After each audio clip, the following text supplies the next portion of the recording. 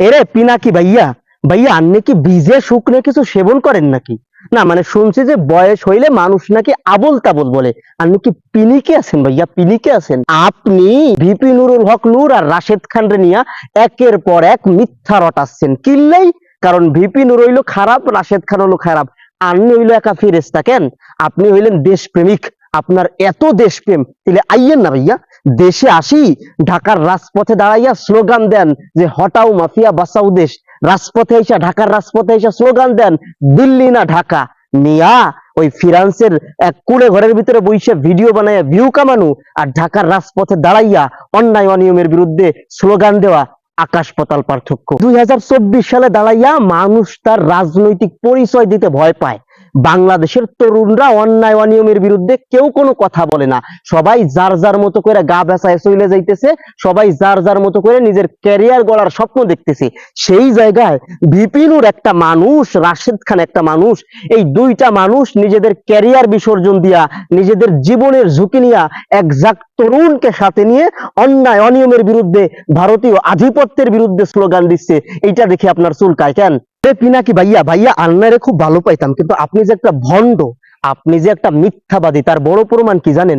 আপনি না বলছিলেন 7 জানুয়ারি নির্বাচনের আগে যে ভিপিনুর হলো সরকারের সাথে আতাত করছে, ভিপিনুর হলো আওয়ামী লীগের দালাল হয়েছে, ভিপিনুর হলো এমপি হইব, এই জন্য তার দল ভাঙ্গা দিছে, তারেক ফারুকের দলের বাইর করে দিছে, এইগুলো না আপনি বলছিলেন। অথচ আমরা কি দেখলাম? 7 তারিখের নির্বাচনে ভিপিনুর যায় নাই, ভিপিনুরকে এমপি হওয়ার অফার দিছে, কিন্তু ভিপিনুর কি বলছে? যে জনগণের সাথে গাদ্দারি করতে পারবো না, ভিপিনুর নির্বাচনে যায় নাই। 28 অক্টোবর থেকে শুরু করে আজ পর্যন্ত বাংলাদেশে প্রতিটা ইস্যু নিয়ে সরকারের বিরুদ্ধে, পার্শ্ববর্তী আধিপত্যের বিরুদ্ধে যেই নেতাটা তার দল নিয়ে রাজপথে সক্রিয় ভূমিকা পালন করতেছে, তার নাম হলো ভিপিনুর। আর আপনি সেই ভিপিনুরকে নিয়ে আজে বাজে কথা বলতেছেন। না, আমি বলতেছি না যে ভিপিনুর পেরেস্তা, রাশেদ খান পেরেস্তা, তাদের কোনো ভুল নাই, তারা মানুষ। কাজ করার ক্ষেত্রে তাদের ভুল হইতে পারে, তাদের দ্বারা ভুল হওয়াটা স্বাভাবিক।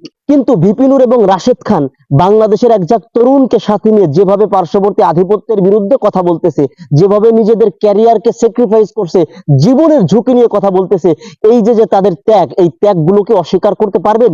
ভিপিনুর ডাকসুর ভিপি ছিল, তিনি যদি চাইতেন অনেক সুযোগ সুবিধা সরকারের থেকে নিতে পারতেন, অথবা 7 জানুয়ারি নির্বাচনের সময়ও যদি তিনি চাইতেন পটুয়াখালী থেকে এমপি হইতেন, রাশেদ খান ওই আপনার ঝিনাইদহ থেকে এমপি হইতেন, তাদের পরিবার, তাদের আত্মীয় স্বজন, তাদের আপনজন ভালোই তো চলত। কিন্তু তারা এমপি হয় নাই, তারা সরকারের সুযোগ সুবিধা নেয় নাই। নেয় নাই কেন? নেয় নাই নীতি নৈতিকতা আদর্শের জায়গা থেকে। বাংলাদেশের মানুষ ভোট বঞ্চিত, বাংলাদেশের মানুষের ভোটের অধিকার নেই, ভাতের অধিকার নেই, পার্শ্ববর্তী আধিপত্যের কবলে পড়তে যাচ্ছে আমাদের মাতৃভূমি। এই যে দেশপ্রেম, এই যে যে দায়বদ্ধতা, এই যে নীতি নৈতিকতা, সেই বিবেচনায় ভিপিনুররা, রাশেদ খান সাহেবরা এই স্যাক্রিফাইসটা করতেছে। এইটা আমাদের স্বীকার করতে হবে।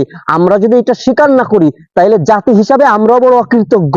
কারণ এই সংগ্রামী মানুষগুলো, এই সাহসী মানুষগুলো দেশের জন্য দিন রাত পরিশ্রম করতেছে, ভাবতেছে, মানুষের অধিকার হারা মানুষের অধিকার প্রতিষ্ঠা করতে চাচ্ছে। আর ওই ফ্রান্সের এক কোনায় বৈশা এই বুইড়া লোকটা এদের বিরুদ্ধে মিথ্যা তথ্য ছড়াচ্ছে। এই ভণ্ডরে আপনারা চেনা রাখেন। পিনাকি ভাইয়া এখনো বলতেছে আপনি ভালো হয়ে যান, পিনাকি ভালো হয়ে যান, এইসব পিলিক থেকে বের হন, পিলিক থেকে বের হন।